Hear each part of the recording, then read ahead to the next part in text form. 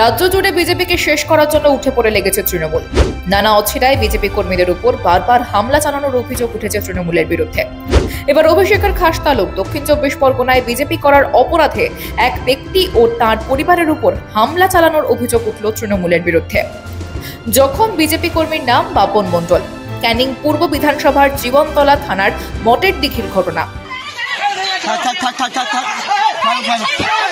মারুক মারুক মারুক মারুক মারুক মারুক মারুক মারুক মারুক মারুক মারুক মারুক মারুক মারুক মারুক মারুক মারুক মারুক মারুক না ওইদিকে মারুক মারুক মারুক ওই মারখা মারুক ওই মারুক মারুক ওই মারুক ওই মারুক ছাড়া সরে যা ওই মারুক ছেড়ে দে ছাড় ওই মারুক ছাড়।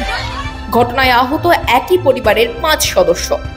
আহতদের উদ্ধার করে ক্যানিং মহকুমা হাসপাতালে নিয়ে আসা হয়েছে।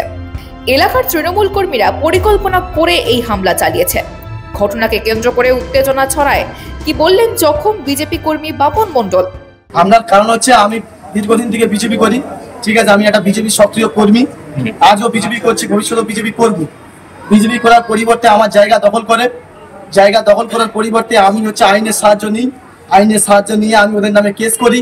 কেস করার পরে আমি বিএলআর থেকে রিপোর্ট পাওয়ার পরে, ঠিক আছে, বিএলআর অফিস থেকে রিপোর্ট পাওয়ার পরে আমাকে বিএলআর থানার অফিসার বলেছিল যে আপনারা এই কোর্টটা কোথায় আছে তুলে দিন, এবং কোর্টের বিএলআর বলেছিল, থানার পুলিশ বলেছিল কোর্টটা তুলে দিন। বিএলআর অফিসার বলছেন যে আপনারা কোর্টটা তুলে দিন, কোনো অসুবিধা নেই।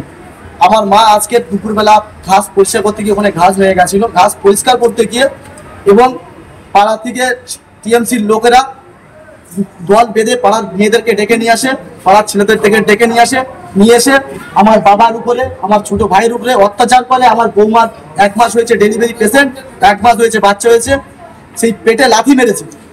সেই মহিলা পড়ে যায়, ওখানে আমার বৌমা পড়ে গিয়ে ছটফট করে। আমার ভাইয়ের মাথায় বাঁশের বাড়ি মেরেছে। আমার ভাই তো এখন কোনো কথা বলতে পারছে না, বুকে লাথি মেরেছে। আমার মায়ের গোলাটা টিপে ধরেছে। আমার বাবার হচ্ছে হাই প্রেসার, আমার বাবা তো কোনো কথা বলতে পারছে না। প্লাস আমার মাথায় মেরেছে, গালে চড় মেরেছে, হাতেও পর্যন্ত মেরেছে। আমি শুধু একটাই, আমি বিজেপি করি বলে। থানার পুলিশ আসতে, থানার পুলিশকে যখন বলেছি, থানার পুলিশ বলছে যে মেরে তো ফেলে দেয়নি। জীবনতলা থানার পুলিশ অফিসার বলছে যে মেরে ফেলে দেয়নি। এই ঘটনায় সরব হয়েছেন বিধানসভার বিরোধী দলনেতা শুভেন্দু অধিকারী। এক্স হ্যান্ডেলে একটি ভিডিও শেয়ার করেছেন। সেখানে তিনি অভিযোগ করেন তৃণমূল আশ্রিত গুন্ডারা এই হামলা চালিয়েছে। শুভেন্দু লেখেন, মহিলাদেরও নির্মমভাবে আক্রমণ করা হয়েছে, তাদের পেটে লাথি মারা হয়েছে, বয়স্ক এক মহিলার হাত ভেঙে দিয়েছে। ওই বাড়ির শিশুও হামলার হাত থেকে ছাড় পায়নি। ক্যানিং হাসপাতালে চিকিৎসার জন্য তাদের নিয়ে যাওয়া হয়েছে।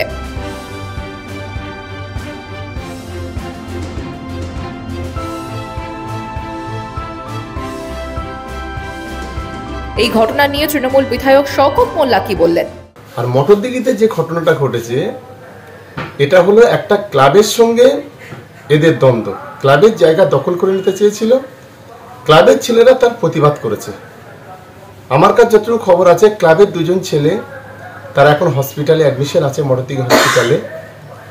আর ওদের নাকি একজন ইনজুর হয়েছে, ওদের নাকি ক্যানিং হসপিটালে ভর্তি আছে। সামান্য জমি বিবাদকে কেন্দ্র করে বিজেপি কর্মীদের টার্গেট করে এই হামলা চালানো হয়েছে। আসলে বিজেপি করলেই যে পরিণতি কি হয় তা সাধারণ মানুষকে বোঝাতে চাইছে তৃণমূল। বিজেপি কর্মীর অভিযোগে পুলিশ কি আদৌ কোনো শাসক দলের বিরুদ্ধে ব্যবস্থা নেবে, সেই প্রশ্ন কিন্তু থেকেই যাচ্ছে। ব্যুরো রিপোর্ট, মাধ্যম।